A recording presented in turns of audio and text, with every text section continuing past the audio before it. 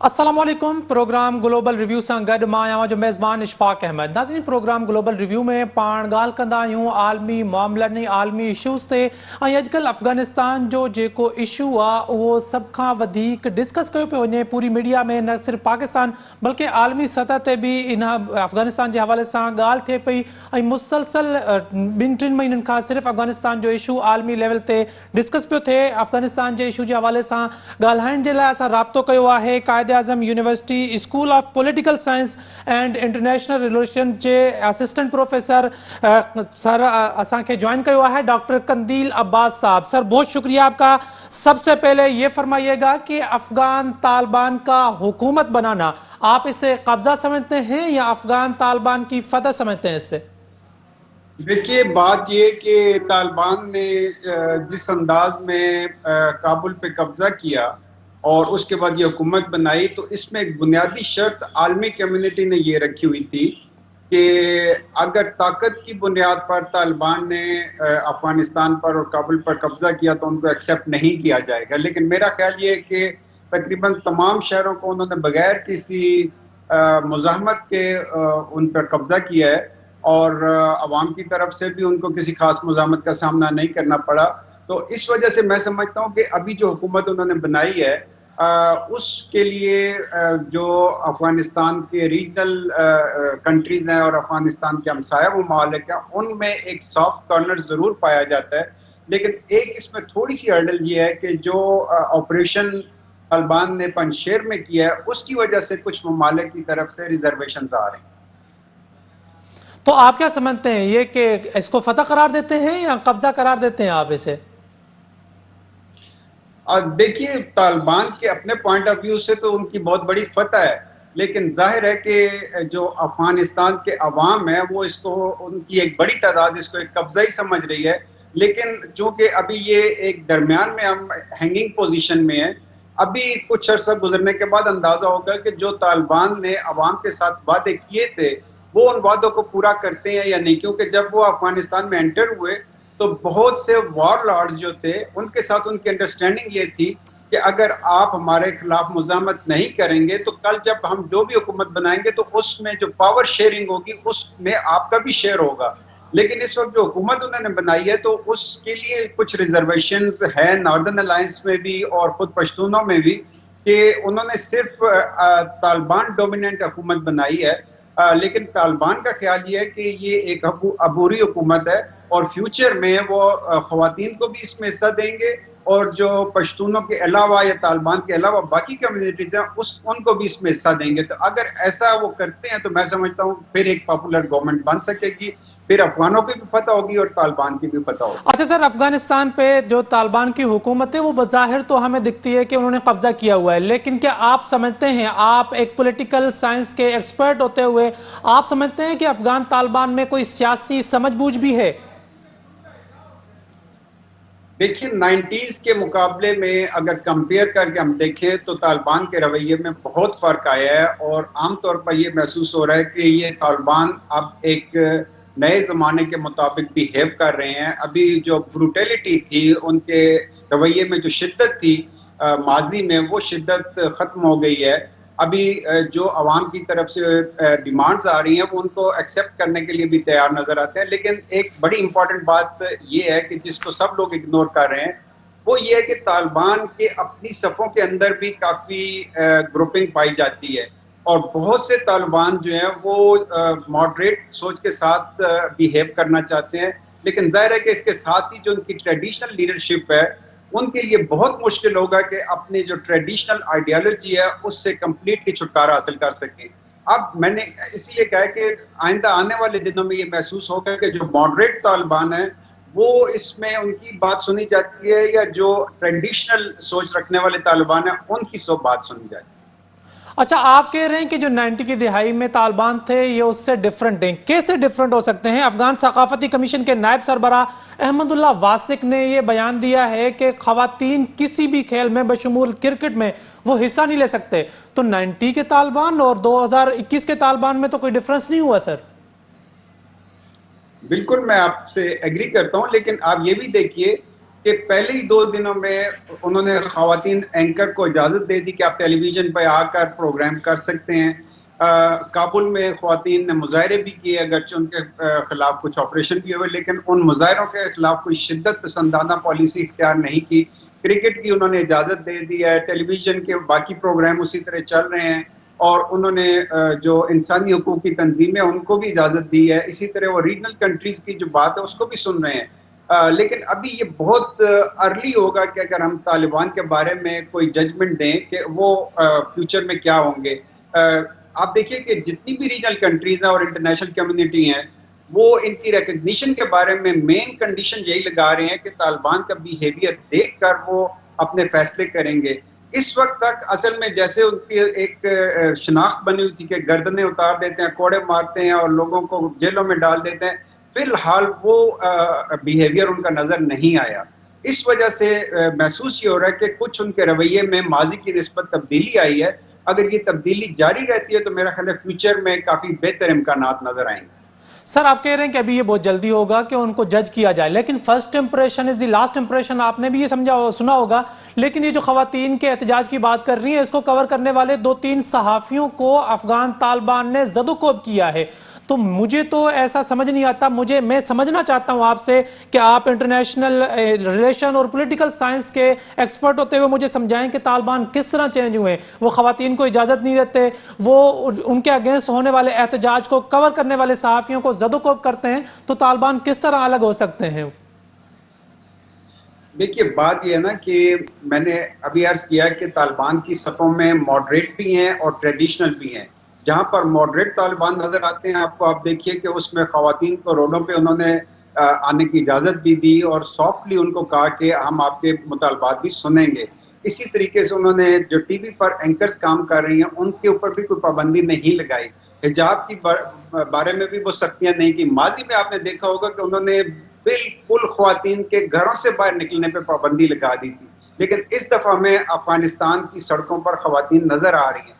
ये एक तब्दीली है जिसको आप इग्नोर नहीं कर सकते। लेकिन फिर मैं यही कहूँगा कि आने वाले चंद हफ्तों में महसूस होगा कि डोमिनेट कौन से तालिबान करते हैं।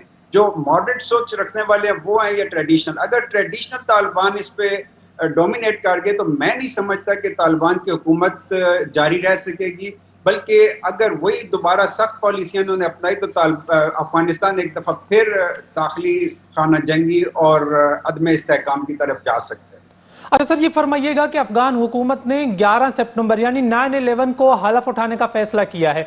हम मिसाल के तौर पे समझ सकते हैं इसको कि 6 सितंबर हम योम दिफा इसलिए मनाते हैं कि 1965 में हमने हिंदुस्तान को यहाँ शिकस्त दी। तालिबान 9/11 को हलफ उठाने के बाद क्या साबित करना चाहते हैं कि 9/11 के पीछे वो थे या वो नहीं थे? देखिए, ये एक सिंबॉलिक डेट है और जिसको बेस बनाकर अमेरिका ने अफगानिस्तान पे हमला किया था। अगर इस हमले में 9/11 के जिम्मेदारों को मारने के बाद या पकड़ने के बाद वो वापस चले जाते तो मेरा ख्याल है बहुत मुस्बित होता। लेकिन 9/11 के अटैक को बहाना बनाकर बेगुनाह अफगान अवाम पर जिस तरीके से जुल्म और सितम किया गया, उनकी जानें ली गई, शादियों के फंक्शंस में जनाजों पे उन्होंने अटैक किए और वहाँ पे बेगुनाह लोग मारे गए। वहाँ पे एक गुर्बत आई, वहाँ पे लोगों का जो रोजगार है वो छिन गया। इन सारी चीज़ों की बुनियाद पर देखें तो वहाँ पर जो बैरूनी हमला था उसकी जो सिंबॉलिक डेट थी वो 9/11 थी और वो एक वजह बनी थी।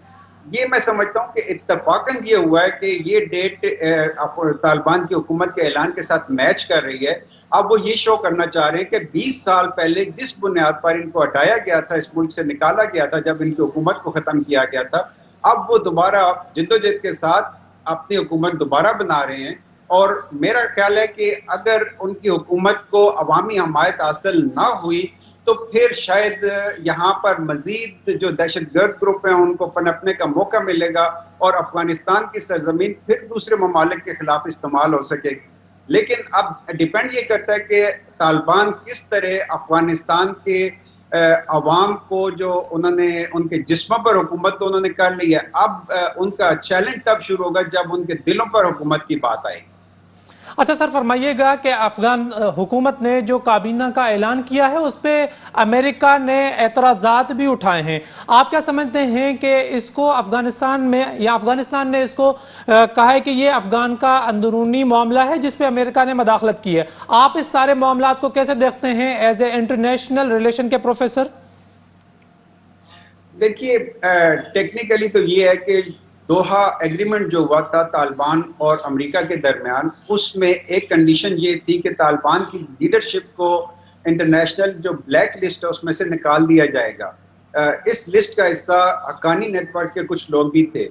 अभी अमेरिका का जो मेन एतराज़ है वो हक्कानी नेटवर्क के 2 लोगों की काबीना में शमूलियत है, और उनका दोबारा से कहना यह है कि ये लोग तो ब्लैक लिस्ट में शामिल हैं। लेकिन तालिबान ने इसके ऊपर रिएक्शन उनका ये आया है कि जब दोहा में बैठ के हमने आपके साथ एग्रीमेंट किया था, उसमें आपने कह दिया था कि इन लोगों को हमने ब्लैक लिस्ट से निकाल दिया है। अगर आप दोबारा इनको ब्लैक लिस्ट में डालते हैं, इसका मतलब है कि आप जो हमारा एक बाहमी मुआहदा हुआ था, एग्रीमेंट हुआ था, उसकी खिलाफ वर्जी करेंगे। इस बुनियाद पर ये एक कॉन्फ्रेंटेशन दोनों अमेरिका और तालिबान के दरमियान सामने आई है। मेरा ख्याल है कि अगर अमेरिका ने इस पर ज्यादा जोर दिया तो मुमकिन है तालिबान जो दोहा एग्रीमेंट की बाकी शराइत हैं उसमें से वो निकलने की बात करें। नाज़रीन, डॉक्टर कंदील अब्बास सां गुफ्तगू जो सिलसिलो जेको आहे जारी आहे। वक्त हुआ है ब्रेक जो, असां सां गॾु रहिजो।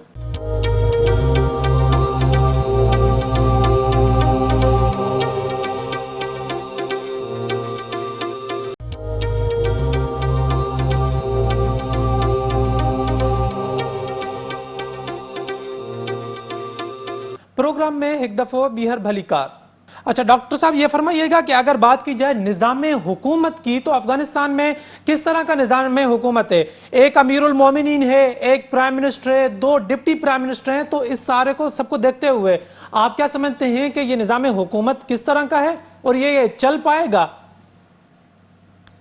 देखिए, अभी चीजें बहुत मुबहम है, कंफ्यूजन है, इसलिए कि साबका जो सिस्टम चल रहा था वो सदारती निज़ाम था और सदर जो है वो हेड ऑफ स्टेट बना हुआ था। लेकिन इन्होंने उस सिस्टम को हटाकर अभी प्राइम मिनिस्टर की बात की, और प्राइम मिनिस्टर के लिए ज़रूरी है कि वो किसी पार्लियामेंट से मुंतखब होकर आए, अवाम के वोट उसमें शामिल हों, और बगैर अवामी वोट के उन्होंने अगर कोई वज़ीर आज़म बनाया तो उसकी वैलिडिटी नहीं रहती, यानी टेक्निकली पॉलिटिकल साइंस के पॉइंट ऑफ व्यू से। लेकिन चूंकि उन्होंने ऐलान किया ये हमारी अबूरी हुकूमत है, और अबूरी हुकूमत में निगरान वज़ीर आला जैसे हम कहते हैं, या केयर टेकर जिसको कहते हैं, वो बनाया जा सकता है।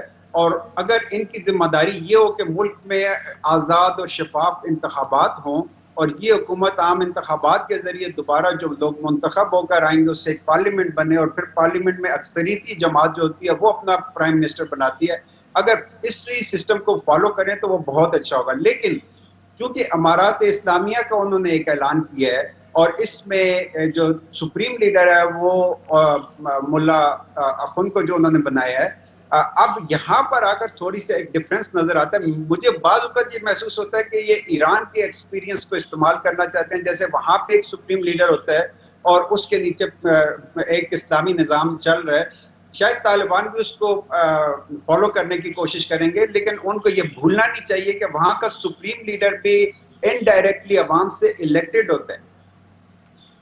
ठीक है सर, आप तो सियासी हुकूमत चलो हम समझ लेते हैं कि वजीर आजम, डिप्टी वजीर आजम, लेकिन आर्मी चीफ कारी फसीहुद्दीन और इंटेलिजेंस चीफ मुल्ला अब्दुल हक, अब इनकी हम किस तरह हम इनको डिफाइन कर सकते हैं कि जिनका कोई ये जो हथियारबंद रहे हैं, लड़ते रहे मुख्तलिफ वक्तों में, लेकिन इनको आर्मी एक प्रॉपर और प्रोफेशनल आर्मी को चलाने के लिए भी ये लोग जो है तैनात किए गए हैं, तो इनको किस तरह देखते हैं आप?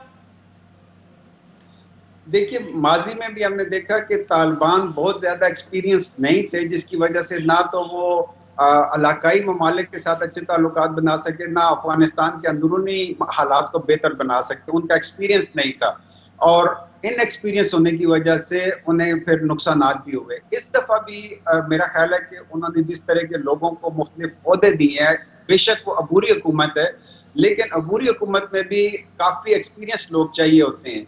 अगर मेरे मानना ये है कि अगर जो अफगानिस्तान के मुख्तलिफ ग्रुप हैं, जिसमें नार्दर्न अलायंस, उज़्बेक हैं, ताजिक हैं, हज़ाराज हैं, इनके अंदर बड़े बड़े एक्सपीरियंस लोग भी बैठे हुए हैं, इनको भी अगर वो शेयर दे देते अबूरी हुकूमत के अंदर, तो मेरा ख्याल है एक बैलेंस्ड अप्रोच सामने आ सकती थी।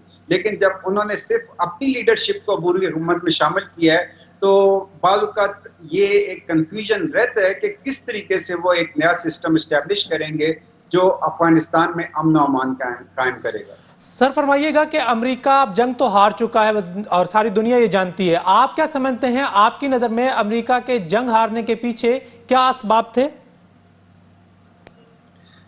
देखिए, सबसे बड़ा सबब ये था कि अब अमेरिका ने न सिर्फ अफगानिस्तान में बल्कि दुनिया के बहुत से खित्तों में मिस कैलकुलेशन की है।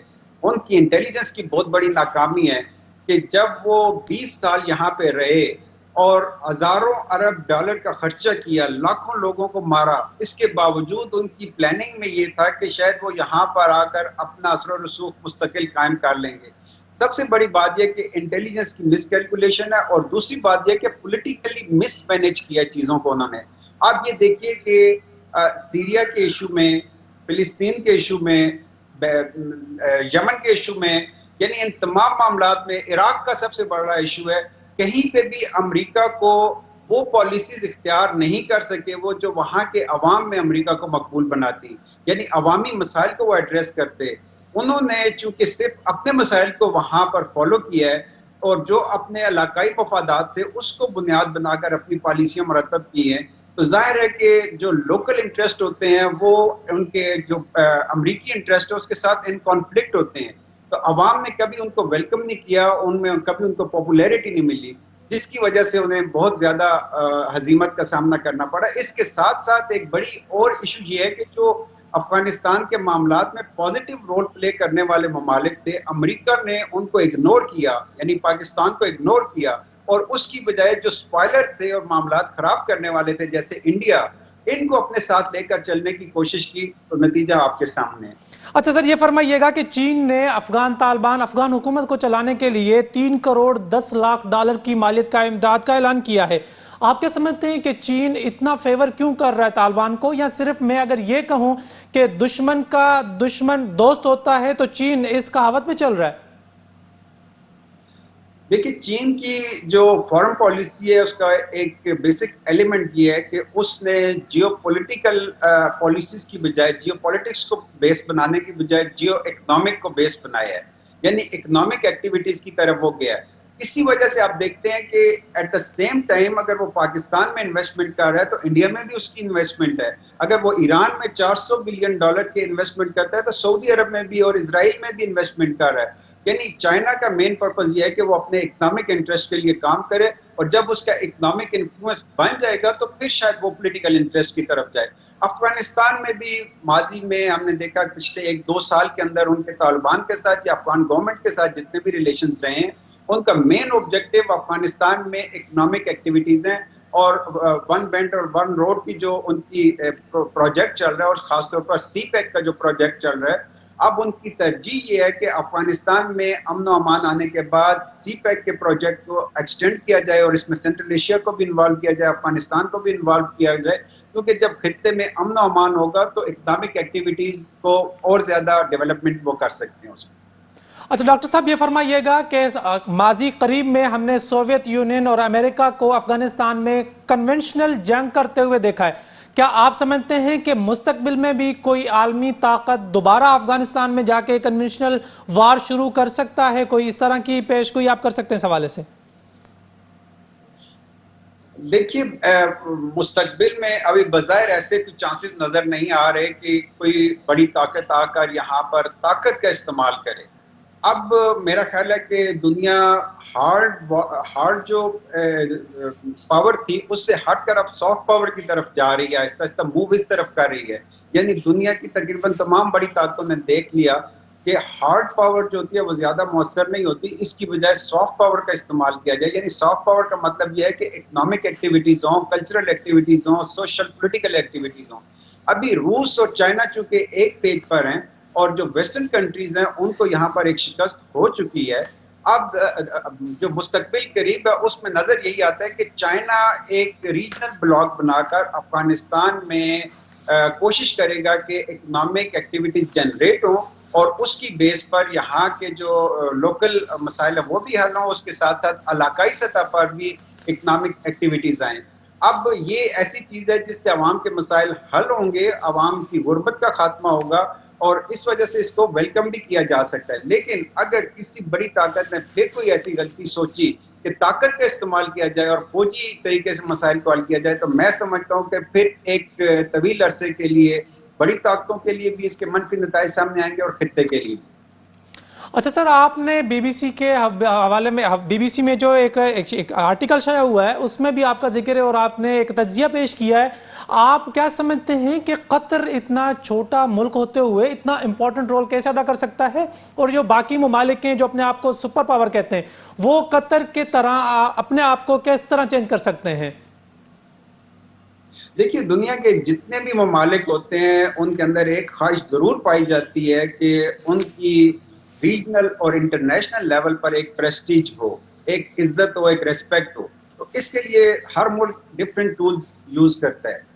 मैं समझता हूँ कि तमाम अरब ममालिक के पास पैसा तो बहुत ज्यादा है, अगरचे वहाँ पे तालीम इतनी ज्यादा जल्दी से इम्प्रूव नहीं हुई, लेकिन पैसा बहुत ज्यादा है।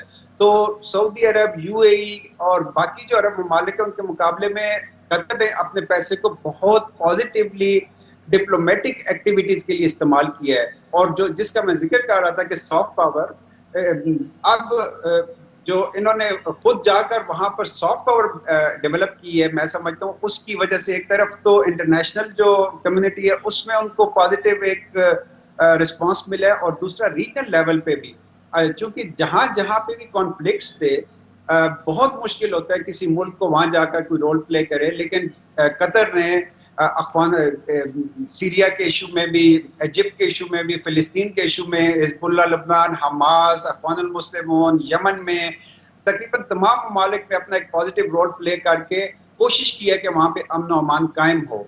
तो उसको उसके मुस्बत नताइज भी मिले हैं। यही चीज हमें अफगानिस्तान के इशू में भी नजर आती है कि एक तरफ तो कतर के अच्छे ताल्लुकात थे बड़ी ताकतों के साथ, खासतौर पे अमेरिका के साथ जिनको उन्होंने अड्डे भी दिए हुए हैं, और दूसरी तरफ तालिबान को भी उन्होंने वहां पे ऑफिस बना के दिया। अब देखिए कि तमाम मुज़ाकरात के बाद बाजी कैसी पलटी है कि अमेरिका काबुल में और अफगानिस्तान में बैठा हुआ था और तालिबान दोहा में बैठे हुए थे। अब तालिबान ने वहां बैठे बैठे मुज़ाकरात के नतीजे में अमेरिका को वहां से, काबुल से निकाल बाहर किया है, और इस वक्त तालिबान काबुल में बैठे हुए और अमेरिका ने दोहा में अपना एम्बेसी जाके सेटल कर ली है। ये वो चीजें हैं कि जो कतर की इंपॉर्टेंस में और इजाफा करती हैं, और उसकी जो प्रेस्टीज है रीजनल और इंटरनेशनल लेवल में उसमें इजाफा हुआ है। अच्छा सर, आखिर में ये बताइएगा कि अमेरिका और चीन के सदूर ने आपस में राब्ता किया है। एक तरफ इतनी तलखियां हैं कि एक दूसरे के साथ जंग लड़ने के लिए तैयार हैं, वो जंग मुआशी ही क्यों ना हो, लेकिन दूसरी तरफ कल उनके दोनों मुमालिक के सदूर ने राब्ता किया है और 90 मिनट तक टेलीफोनिक गुफ्तगू की है। आप क्या समझते हैं, इन दोनों मुमालिक की कुर्बतों के पीछे अफगानिस्तान इशू हो सकता है? यकीनन इस वक्त अफगानिस्तान इस रीजन में हाईलाइटेड इशू है। हमें ये नहीं भूलना चाहिए कि अगरचे सारा मीडिया ये कह रहा है कि अमेरिका को शिकस्त हुई और वहां से निकल गए, अभी मैं समझता हूँ अमेरिका भी और इंडिया भी दोनों के हाथों में बहुत से टूल्स स्टिल मौजूद हैं।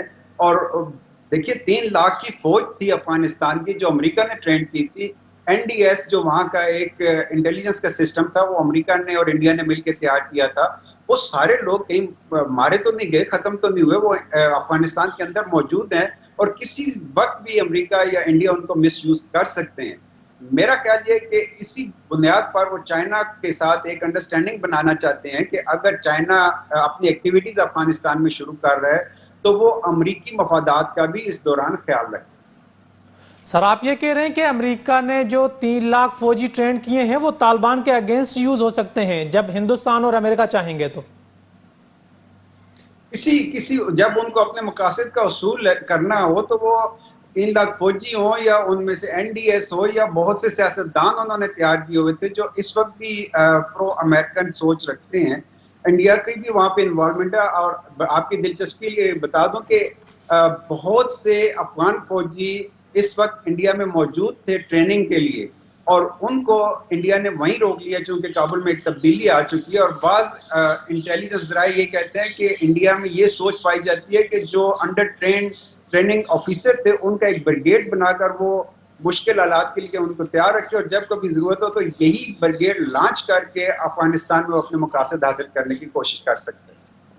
अच्छा सर, जाते जाते ये फरमाइएगा, मैं कतर के हवाले से दोबारा एक सवाल आपसे पूछना चाहता हूँ। आपने जिक्र किया है कि अल जजीरा जो नेटवर्क है उसने बहुत अहम किरदार अदा किया है कतर की इंपॉर्टेंस के हवाले से। आप क्या समझते हैं कि पाकिस्तान को भी इस तरह कुछ अहम किरदार अदा करना चाहिए, क्योंकि हम वाहिद इस्लामी ममालिक हैं जो सुपर पावर हैं, क्या कहते हैं, एटमी सुपर पावर हैं, हम एटमी ताकत हैं हम।